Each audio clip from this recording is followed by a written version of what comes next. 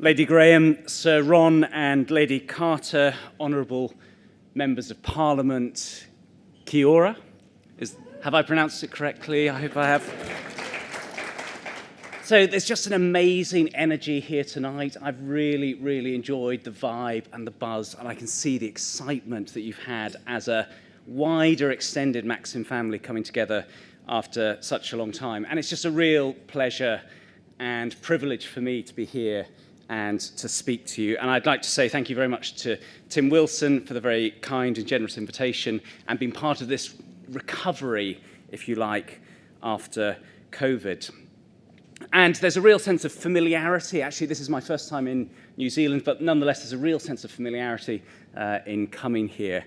And some of it is, so in Britain, we like to talk about the country, Brits like to talk about the country as one that punches above its weight. I actually think that's more true here. You're very small, but the impact you have is really significant. Oxford is full of Kiwis. I sort of bump into Kiwis all the time. You've got terrible weather as well, just like Britain.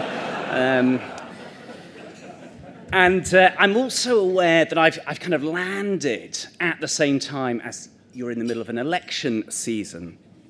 And actually, what I'm picking up is a sense of familiarity in the dynamics. And what I want to do tonight is speak about some of the dynamics that I've seen emerging in the UK. And it'll be interesting in discussion to see how much of this resonates in your context and whether some of the lessons that I think we've been learning in the UK situation may have relevance here. Okay, so what is it that I'm talking about? The UK went through a very clear inflection point in its domestic politics in 2016 in the referendum to leave the European Union. And then shortly later that year, the US presidential election of Donald Trump. Both of these were surprising results for many people, and both of them were accompanied by a growing sense of polarisation within society, of a red tribe and a blue tribe going at each other, increasing sense of fracture, increasing sense of social cohesion being lost, increasing sense of distrust growing. And what do I mean by political polarisation? Here are just two things that I think are really important. The first is people stopped thinking for themselves. Okay, so what you got is you got ideas coming in packages.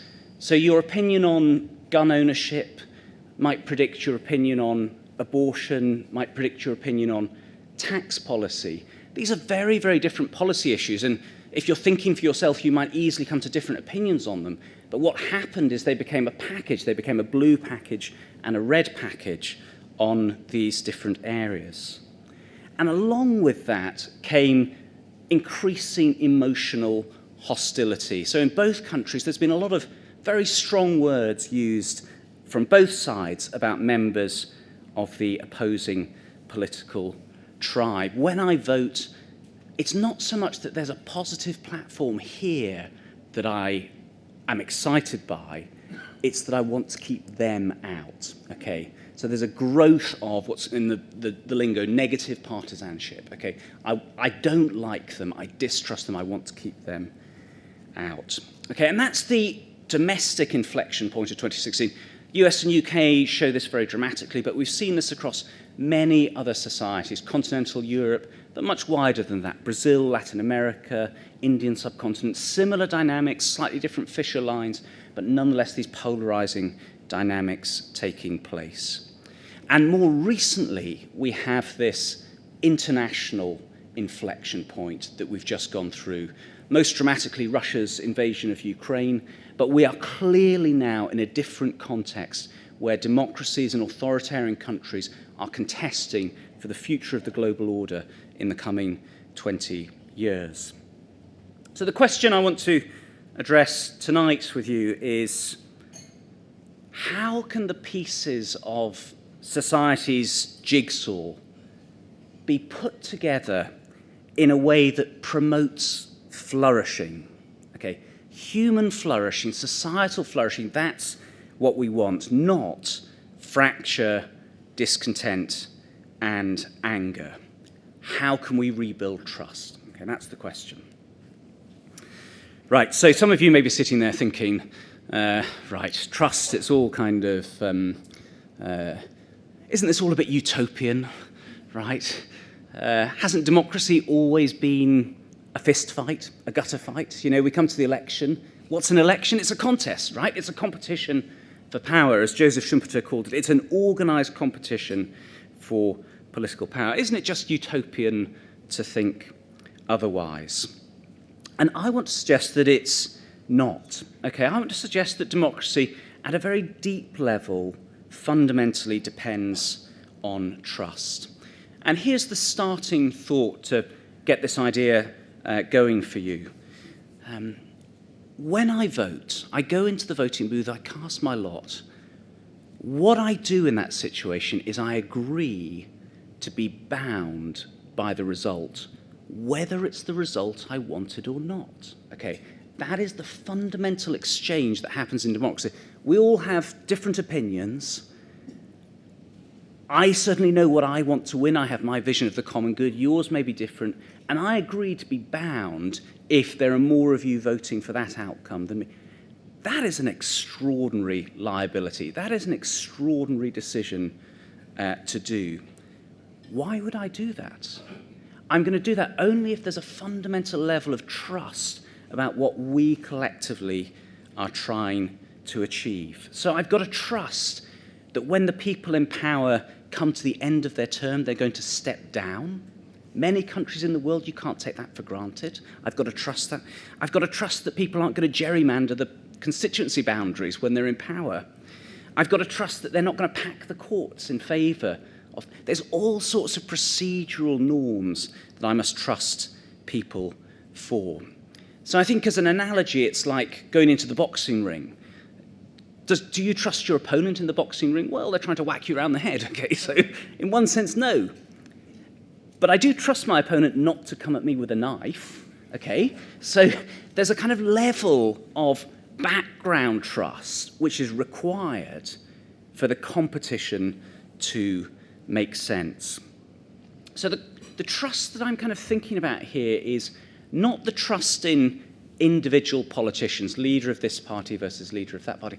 That's just like, that's the political weather. It rains one day, it's sunny the next day. We might have a trusted politician now, a less trustworthy politician. Okay, right, so the UK, we've had a steady stream of untrustworthy politicians at the moment.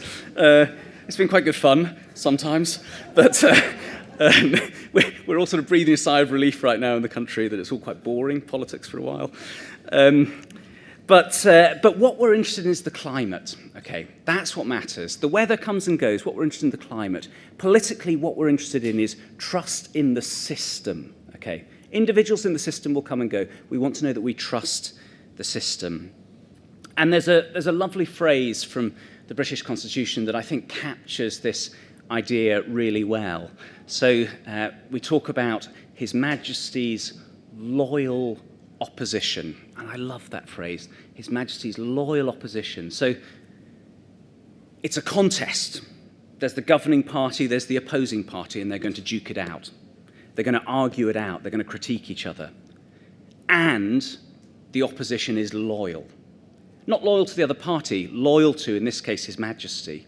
Loyal to something that comes before the political process. And each country, for a democracy to be embedded, doesn't have to be a monarchy, doesn't have to be the British Crown, free to make your own decision, but it has to be something. There has to be something that's pre-political that unites the country within which the political contest takes place. Okay. And we know from social science, from empirical political science, that political trust really matters. Okay. If you don't trust the government, you're not going to support them when they've got a new program to try and solve problems. And goodness knows we've got so many problems in our societies that we need government to be part of the solution for. If you trust the government politically, you're going to support long-term policy making rather than short-term. It predicts compliance with the law. So people pay more taxes when they trust the government. They're less likely to claim welfare payments that they're not entitled to. And during the pandemic, it's become almost a truism that, quote, COVID is less deadly where there is trust. And in high-trust societies where people trust each other horizontally, other citizens, social trust, people are happier, healthier, and wealthier. So trust has been described as, quote, like the air we breathe, the cement or the glue that holds society together. It's part of the deep grammar of society. The story is told of Confucius. He was asked, what does government need? He replied, enough food, enough weapons, and the trust of the people. If you had to go without one of these three, which one would you give up? Confucius replied, weapons. If you had to go without one of the remaining two, which would you give up? He replied, food. From ancient times, death has been the fate of everyone. But without the trust of the people, the government cannot stand.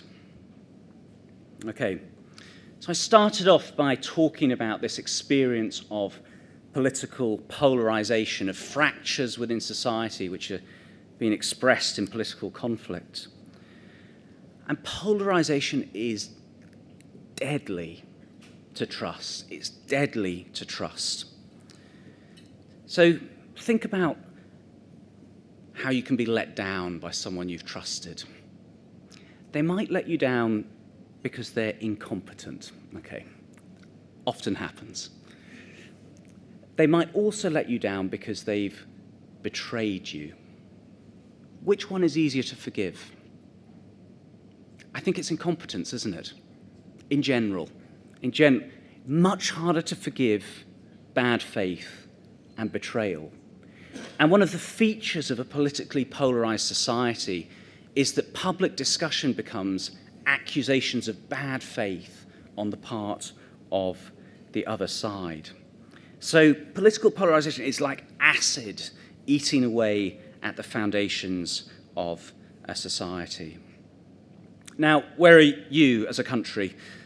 New Zealand historically is really high trust. You're actually an outlier in the international league tables in levels of trust. You're near Sweden. Okay, right. So the Nordics are kind of everyone's paradigm, but you're very near Sweden.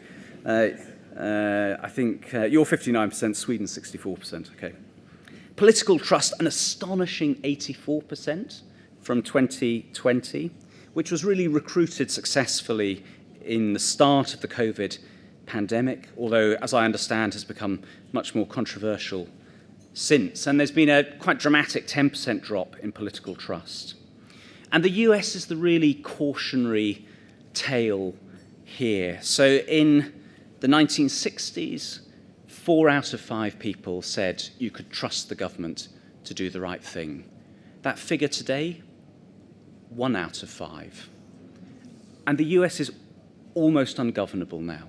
Okay, it's almost ungovernable. Okay, right, so what's the solution?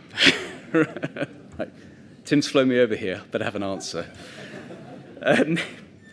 Right, here's the question that I'm going to answer the question with another question. And you're going to have different views on this as well, and I'm going to be interested to hear your views. Is the distrust grounded or misguided? Okay, that's the question. Let me try and unpack this. This is the money question. This is what everything hinges on. Okay, so one view is growing distrust is misguided.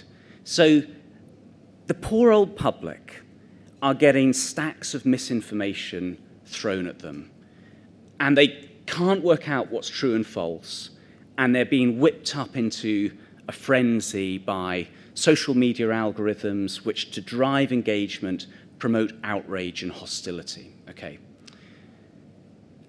And on this account, there is growing distrust, But our institutions are perfectly trustworthy, and what we need to do is give people the right information so that they can start to trust again. Okay, do you see how that works?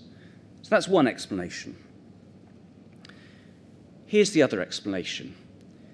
The distrust is a grounded response to a loss of trustworthiness on the part of our institutions. Our institutions are less trustworthy than they were, and people are responding to that by withdrawing trust.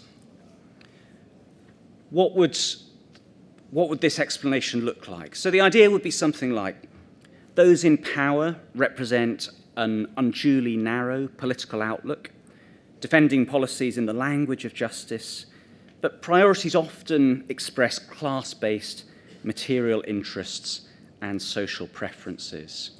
What we have in society is, if you like, a laptop class and a tactile class.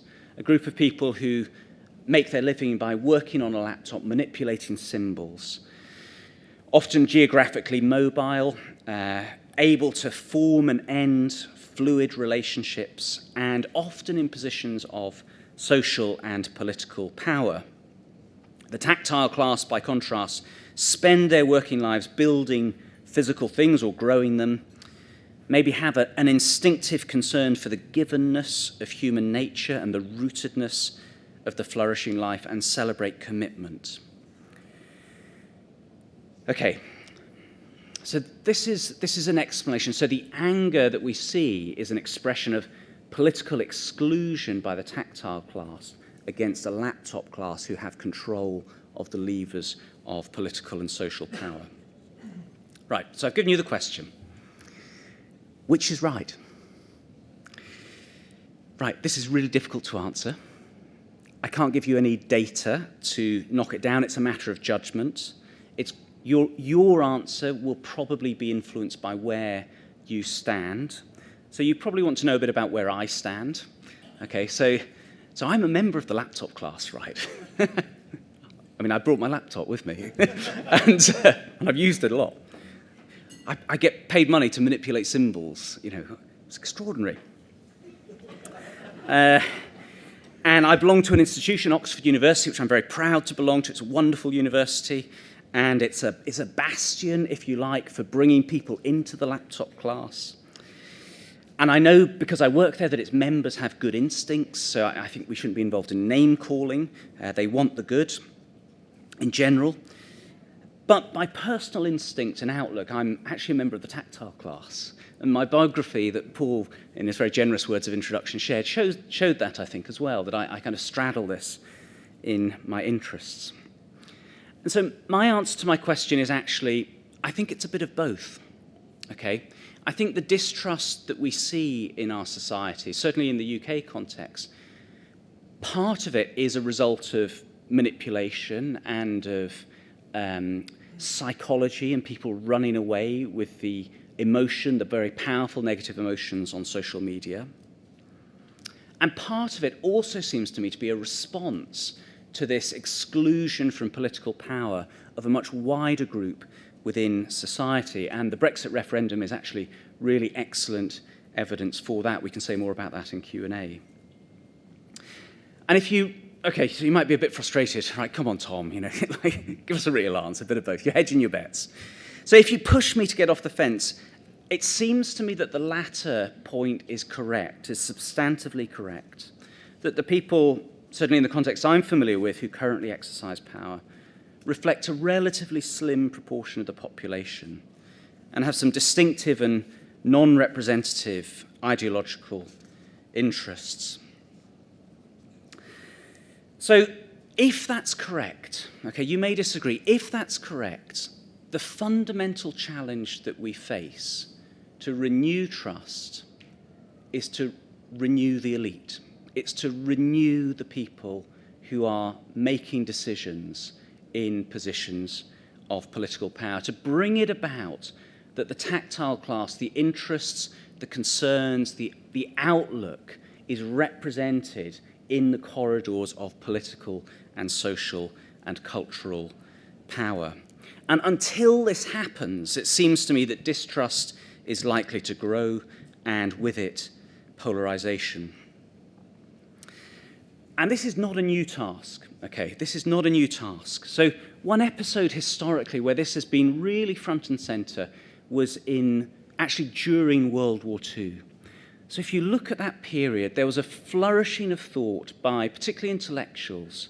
By about 1943, as the final outcome of the campaign was clear, and there was beginning to be a turning of attention to, once the defeat of Nazi Germany had been assured, and of Imperial Japan, once that defeat had been assured, what are the societies that were going to be rebuilt at that time? And people then turned to education as one of the core answers. We needed to build more homes, we needed to build the welfare state in the UK, all of this that was going on, but we needed to educate a new generation. Jacques Maritain was a French intellectual who played a key role in the human rights movement at the time, a Catholic intellectual, and he's representative of this turn. And these words, they ring, actually, I think. They're very strong, but they ring through the decades. He writes, "I say that the person of common humanity is not possessed of a less sound judgment and less equitable instincts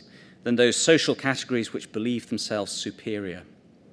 And that, not because he's more intelligent, but because he's less tempted, he has less chance of going astray in the major issues which concern him, the common man, than the so-called elite of informed and competent and rich and high-born and highly cultivated or highly cunning persons who've cut themselves off from the people and whose political imbecility, baseness of soul and corruption are today astounding the universe." Okay, very, very strong words. I wouldn't even dare write them myself, actually, for this day. So where's the leadership to come from? And Maritain goes on. He says, "I say that the inspirational leadership which the people need must always live in communion with this people. Whether we will or no, the new leadership must come from the depths of the nations. It will be composed of the working and peasant elite, together with the elements of the former leading classes which have decided to work with the people. The essential problem of reconstruction is not a problem of plans, it is a problem of humanity, the problem of the new leadership to come." And I actually think we stand at an inflection point in history that is of similar significance to the end of the World War II period. The order, the international order that was bequeathed at the end of that period has stood for 70 years, and internally it is fragmented and frayed, and externally it is going to be under pressure in a way that it has not been for many, many decades. Okay? And so we face a fundamental task, an urgent task, I think, in our societies, and that is the problem of the new leadership to come. Where does this come from, this new leadership? Let me speak biographically. Okay. So I joined the Royal Marines as a 22-year-old. I spent 5 years there. It was at turns terrifying. The most terrifying experience for me was not actually operations, it was training. It was turning up for training. My father dropped me off. He told me afterwards that he cried on the drop-off in the car park. The barbed wire in the 1960s block was just too intimidating. We were a pretty diverse bunch. So visibly we were not diverse. We were all white men, I think, apart from 2 Jamaicans who were with us, who were wonderful. But so visibly not diverse, socioeconomically pretty diverse, in terms of outlook pretty diverse. My bunkmates, excuse me, I'd say it's a massive pleasure to have my Cy Sparks, who dragged me through training, here with me tonight. We had 4 guys who were corps commissioned, so they come through the ranks, trained. We had 2 Cambridge grads. I was one. We had an aspiring poet. The Jamaicans I mentioned, they ended up colder on the course than they'd ever been before. We had someone from an Aberdeen council estate, tough upbringing. What we learnt on that time was, as officers, as we were training, we had to perform not just to the same standard as the Marines, but to a higher standard. So the speed march, 9-mile speed march, the men would do and then enjoy their water, and we would then do a troop attack. At the end of it, the 30-mile march across Dartmoor, and full kit and everything. The Marines would do in 8 hours. We would do it in 7. We didn't learn just skills. Okay, we did learn some skills. I've forgotten all of them. I couldn't strip a rifle now, but it'd be a bit embarrassing.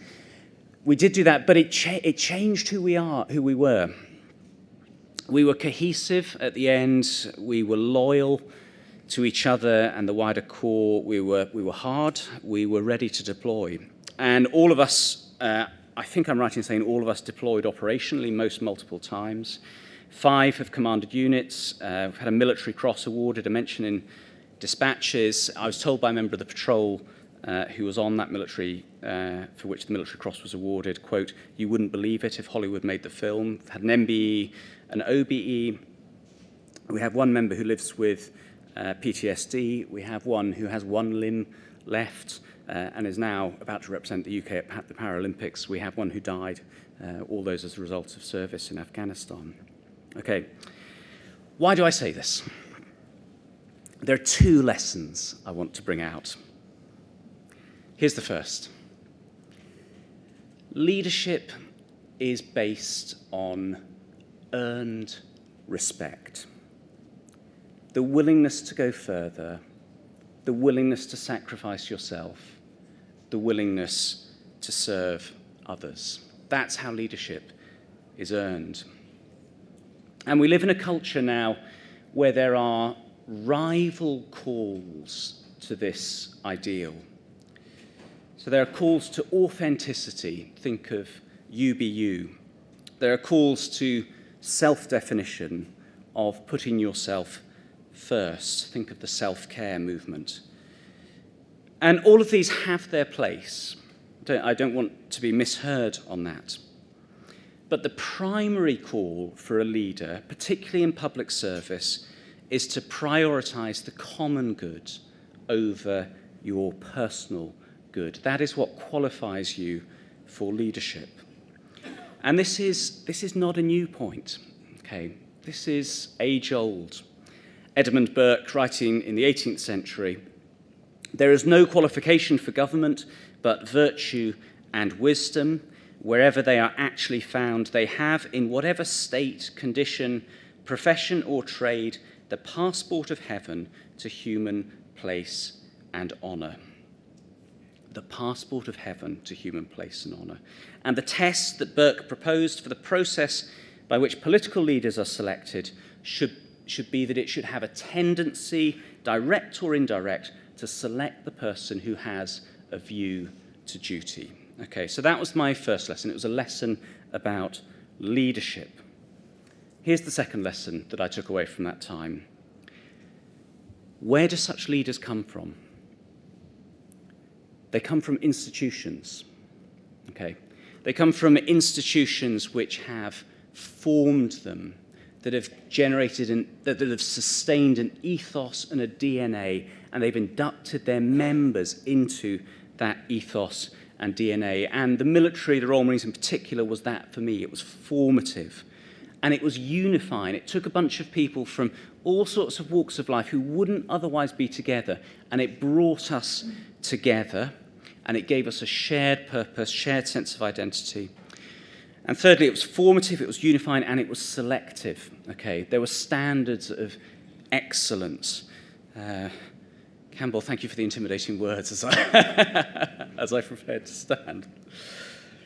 And we need, as a society, good institutions. We need strong institutions. We need schools to play this role.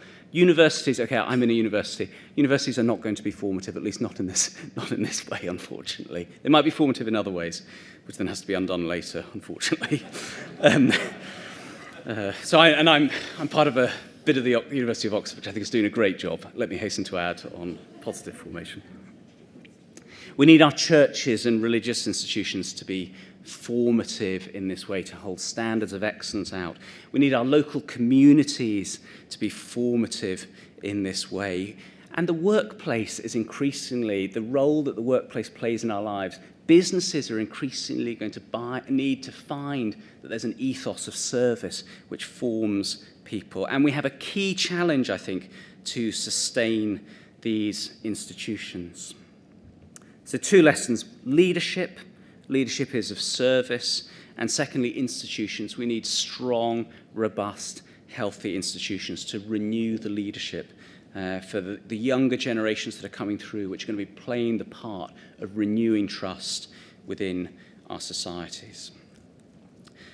Let me just, before I close, caveats. There's other stuff as well that we're going to have to do that's urgent. I haven't talked about the economic basis for renewing trust, and there's like 5 lectures on that, which I'm not qualified to give, on how that should be done. I've not talked about the role that the family plays in renewing trust, but it plays an essential role. I've wanted to pick out just one thing that I think is fundamental. So let me close. I think these themes are maybe particularly apt for a lecture dedicated to Sir John Graham. And it's a real pleasure to meet Lady Sheila this evening, and a real privilege to be part of this event. So this is the sentence I wrote in June. While Sir John first made his mark captaining the All Blacks, with a World Cup currently being contested and an underperforming English team, I obviously feel very uncomfortable talking about rugby. Okay, right. So I do still feel really uncomfortable talking about that. But the discomfort may be shared a little bit. Is that right? You'll thump us in the quarterfinals, don't worry. So it was his career as an educator that I turned to when preparing for tonight. And a video of him addressing his final intake of boys to Auckland Grammar School in 1993 captures the sense of standards that he clearly held himself to and those around him. Quote, "Our expectations for you are very high. We expect you to excel. We expect you to do your best. To do that, you've got to keep up the pace." I would have been within about a year or 2 of the boys as they were sat there. And I felt a judder going up my spine as I heard that. And I was taken back to my own school days. I'm sure they felt the same.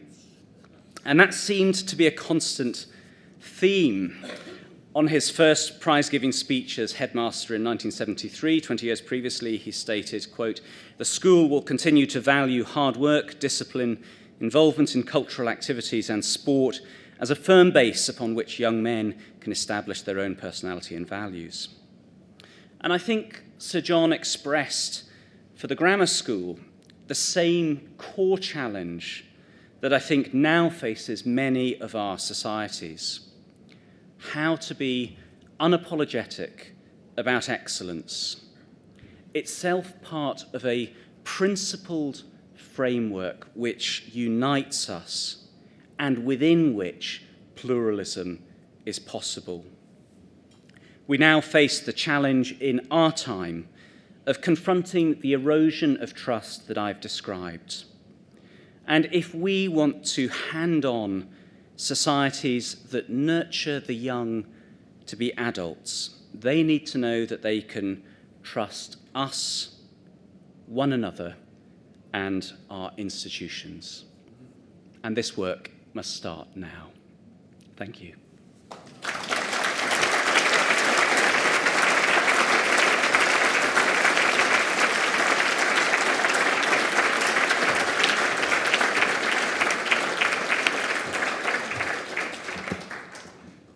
Thank you so much, Tom. I think, among other things, you've given us a whole new vocabulary with which to think about and discuss trust.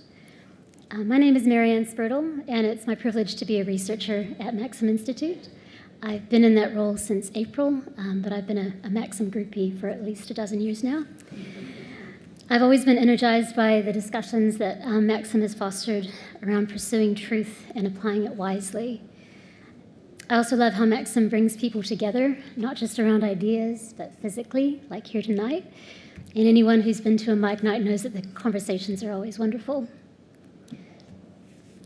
It's also special to be part of a wider community represented by all of you here in your respective communities, which include people like Tom Simpson and our next speaker. Professor Jessica Palmer is the Pro-Vice-Chancellor of Humanities at the University of Otago and a member of the university's executive leadership team. Not only that, she is chair of Laidlaw College, board member of the Presbyterian Support Otago, and a trustee of the Wilberforce Foundation. She's a graduate of Auckland and Cambridge, and she teaches and researches in trusts and commercial law. Welcome, Jessica.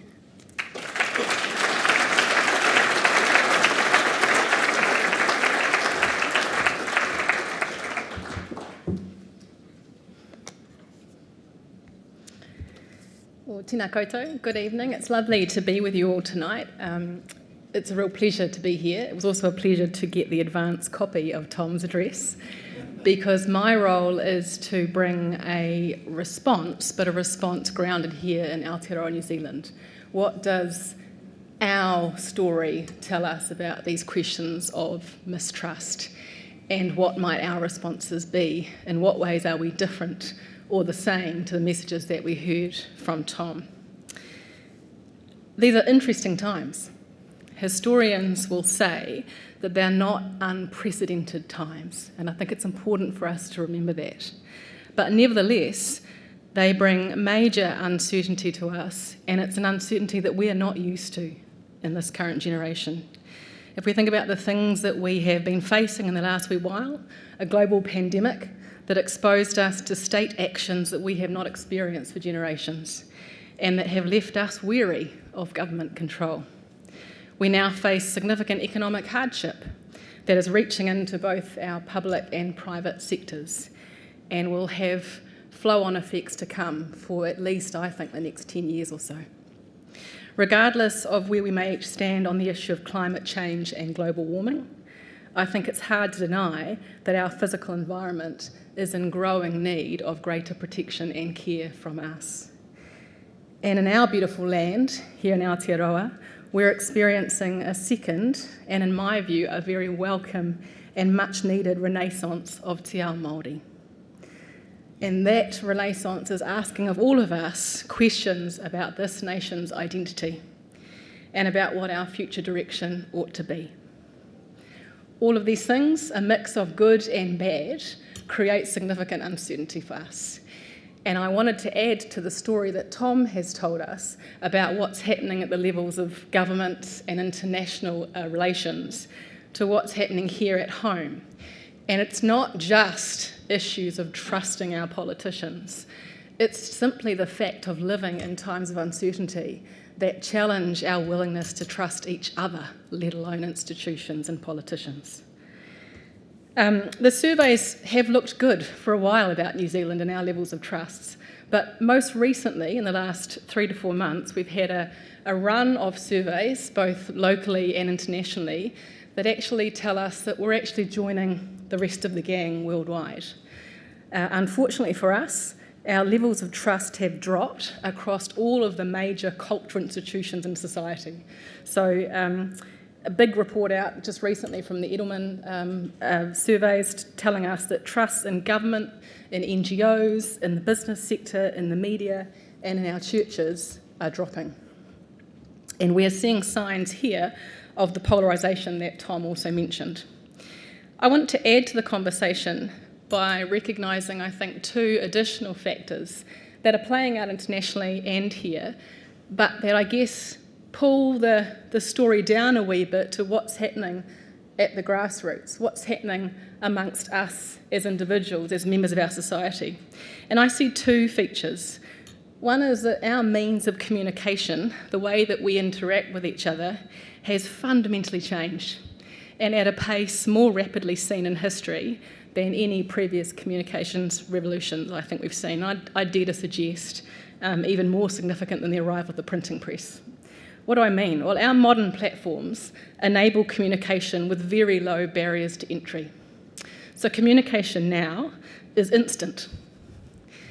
Great, but the downside is it leaves us very little time for reflection, to think through what we want to say to each other. And the quantity of communication coming at us now is just simply too massive to keep abreast of. Secondly, our communications are unrestrained. There's no moderator or editor sitting in between me, the speaker, and you, the hearer, in the way that there used to be. And that's affecting the social norms, the way we communicate with each other. It's much easier to say things online that we wouldn't necessarily say in person. And watching my teenage kids, in a sense, there's a tragedy for me there, that what I'm watching is that the way they communicate online is spilling over into how they communicate in person. We've got things to watch for, people. And finally, our communications are self-perpetuating, largely because of those factors. We all know about echo chambers. Some of them we create ourselves, but sadly many of them now are created by algorithms we have very little control over. So that's my first major feature to add to the conversation. The second one, and to some extent Tom talked about this too, but it's an increasing identification with smaller and more defined groups to which I feel that I belong, rather than a sense of my belonging to a broader local or national community. These identities are formed in reference to perhaps our politics, maybe our religious or spiritual beliefs, maybe our ethnicities, maybe the way we identify in terms of our gender. And recently we've seen groups forming over our positions on mandates and vaccinations. This is regularly referred to as identity politics, but I want to be careful about using that term because it carries significantly negative connotations. I want to say first, although I'm about to criticise our groupings, that groupings are important, that as humans we thrive and need community. We need connection, we need affinity with each other. We are creatures that need to relate. And a civil society is a tolerant one. But all that means is that tolerance presupposes that we have different views and perspectives, groups to which we belong to identify with. The concern for me is that there's a growing exclusivity happening in our groupings. It's arising from the way in which we think of ourselves. So if I was to put it in narrative form, and this is one I've experienced myself as a university leader, you who are in power are not like me. You're not in my group, and you cannot possibly understand me, and hence you cannot govern in my interests, even despite your best intentions to govern fairly. You and I are simply too different from one another for me to trust you. That's what I worry about in the way in which we're grouping ourselves in society. Our propensity to more exclusive groups that perpetuates the belief that I cannot trust you will threaten our fragile democracy. As Tom said, core to democratic governance is an us, that we decide together how we should be governed, and an us represented by those elected to Parliament. But in my view, that sense of collective us is under significant threat here in Aotearoa. So these two features of our modern landscape, the communication revolution, if I may call it that, and the identity exclusivity that we see growing, combine to unfortunate effect. Our tendency to identify with smaller confined groupings is reinforced by the mechanisms of online media and its algorithms. It seems to me that we are losing a shared identity, and that is a part of what's feeding into our lack of trust. Now, this loss of shared identity isn't absolute, thankfully, there is hope.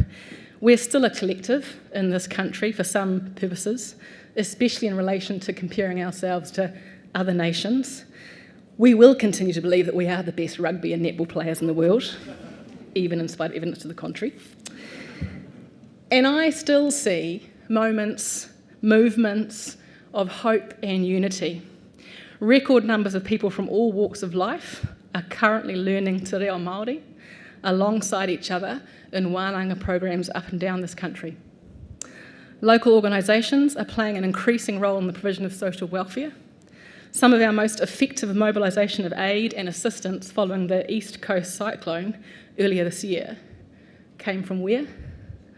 Local iwi and marae. And the climate issue has seen a growing number of young people seeking to actively participate in democracy to bring about change. So what might the solutions be to our problem of distrust here? Tom has advocated for the renewing of the elite and a focus on leadership and institutions. I agree wholeheartedly, but, and as he said, there are other things we need to think about too, and I want to add this. In my view, the increasing division of our society into identity groups suggests to me that it's not just our elite who are in need of renewing, it's all of us. We need to be renewed. We need to find a shared identity and a common good. And the means of renewal to this common good can arise out of our centres of cultural production. Government, businesses, unions, the media, our marae, our runanga, our houses of worship, our universities, and our NGOs. What will New Zealand's settled consensus be? Can it be Te Tiriti, whose presence for more and more of us is becoming celebrated now? And that is a wonderful thing. But if it is to be so, we're going to have to accept that the content and meaning of the Te Tiriti is not settled. And we need to welcome discussion on both its origins, and there's a beautiful origin story about Te Tiriti that needs more time in this country, and discussion about its meaning. Can we revise the notion of the common good to our place here in Aotearoa, shaped by an understanding of our varying experiences and the needs of our wider populace? These conversations need to occur at a national level. Our institutions must be places of diversity and of the common good. We need a reinvigorated contest of ideas. We need a healthy and a vibrant public square founded on respect and an ethos of inquiry. We need to broaden the cultural modes of debate that we use in our public square if we're going to ensure that all of our voices are listened to. But I want to suggest at a local level that there are lots of opportunities for us as individuals to step up and to step into the conversation. It may be as simple as facilitating discussions with your children or your grandchildren about the environment or the elections, for example, and modelling what it is to care deeply about this land. It may be fostering the learning of te reo, so that you and those around you are introduced to a different way of knowing and seeing the world. And for some of you, it will be being called to step into difficult leadership positions and to serve with courage and virtue and vision and care for such a time as this. I want to close with two final offerings to this evening's conversation from the beautiful Te Waipunamu, the South Island of this country, a place that I'm blessed to currently call home. First, a news update from the Clutha district. Those of you who are not sure what the Clutha district is, the capital of the Clutha district is Gore. So just this week, stuff.co.nz reported that Mayor Brian Cadogan had 3 times in the past week been out repairing broken election hoardings, which he says most often appear to be damaged by people rather than the wind and the weather. I'll forgive you for thinking it's the wind and the weather that far south. Cadogan, describing himself as a centralist and not aligned to a particular party, repairs hoardings for all parties because he believes in democracy. For democracy to work, he says, we've all got to show respect. There's nothing more insulting from a visual perspective than the constant stomping on the billboards. If you're walking home from the pub drunk and you've made a 30-second mistake, well, that's like whatever. But if you've got up in the middle of the night to knock over by stealth the one sign you really hate, you've got a problem. Is that all you've got to offer democracy? Thank you, Brian. What is it that we in this room have to offer democracy in a time and in a nation where we are becoming and need to continue to become more aware of each other and of our needs? And perhaps just as important to answer, what does democracy offer us? Secondly and finally, a gift from the iwi of Kaitahu, the tangata whenua of Te Waipunamu. It's a whakatauki, a proverb, a Māori proverb, and it goes like this. Ko te toa uia ia tini, ia mano o te takata. In the translation, we possess the strength of the many. It is the bravery of a multitude of thousands of people. It's up to us as the thousands of people of this land. Nō reira, ngā mihi mahana kia koutou. Tēnā koutou.